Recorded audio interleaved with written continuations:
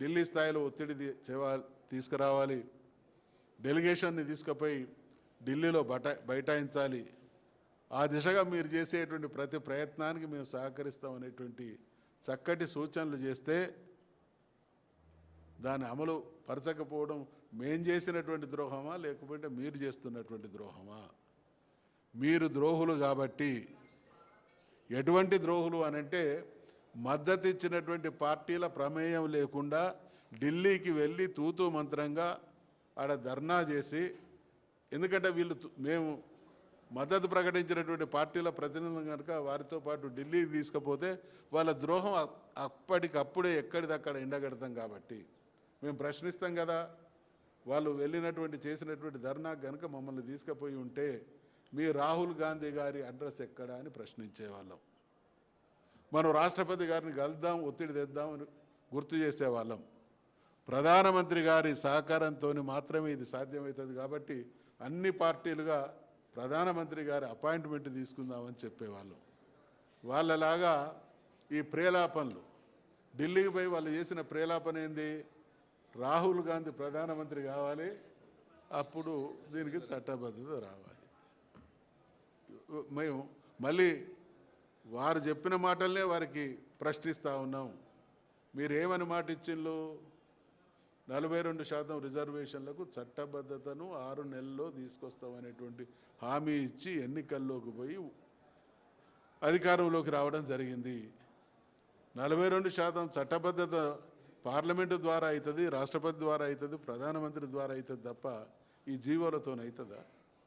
ఇక్కడ జరిగేటువంటి తతంగాలంతా బీసీ సమాజాన్ని మభ్యపెట్టడానికి రేవంత్ రెడ్డి ప్రభుత్వం ఆడుతున్నటువంటి నయా నాటకాల ఫలితమే ఈరోజు కోర్టుల ద్వారా ఎదురవుతున్నటువంటి ఎదురుదెబ్బలు. ఇక్కడ గతంలో అనేక సందర్భాల్లో ఈ విషయంలో కోర్టులు, సుప్రీంకోర్టులు, హైకోర్టులు మనందరికీ కూడా తెలుసు. గతంలో బీఆర్ఎస్ ప్రభుత్వం రాష్ట్రంలో ఉన్నప్పుడు మేము చేసినటువంటి రిజర్వేషన్ల ప్రతిపాదనను ఇదే కోర్టు అభ్యంతరం చెప్పింది, కొట్టేసింది, సాధ్యం కాదన్నది. మళ్ళీ అదే కోర్టుకు పోవడం, సుప్రీంకోర్టు డైరెక్షన్ల ప్రకారమే హైకోర్టులు పనిచేస్తాయి. సుప్రీంకోర్టులు అనేక సందర్భాల్లో ఇచ్చినటువంటి తీర్పుల సారాంశం అందరికీ కూడా తెలుసు. 50% దాటకూడదు అనేది సుప్రీంకోర్టులు ఇచ్చినటువంటి జడ్జిమెంట్ల సారాంశము. దీని నుండి బయటపడాలి అనంటే ముమ్మాటికి రాజ్యాంగ సవరణ ద్వారానే, రాజ్యాంగం ద్వారా మాత్రమే సాధ్యమవుతుంది. కాబట్టి ఇవాళ అటువంటి చిత్తశుద్ధి కాంగ్రెస్ పార్టీకి లేదనేది స్పష్టమైపోయింది. బీఆర్ఎస్ పార్టీ విధానం రాజ్యాంగ సవరణ ద్వారా మాత్రమే.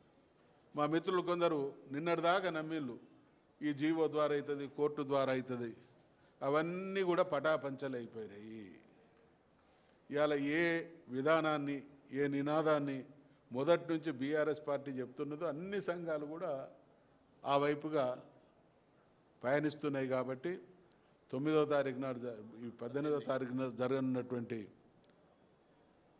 బంద్ విషయంలో మా పార్టీ వైఖరిని మా వర్కింగ్ ప్రెసిడెంట్ గారైనటువంటి కేటీఆర్ గారు స్పష్టం చేయడం జరిగింది. బీఆర్ఎస్ పార్టీ మద్దతు ఇస్తున్నది. మేము ఈ సందర్భంగా కాంగ్రెస్ పార్టీకి సంబంధించినటువంటి నాయకులకు, అదేవిధంగా బీఆర్ఎస్ పార్టీని విమర్శించేటువంటి వారందరికీ కూడా హెచ్చరిక చేస్తూ ఉన్నాం.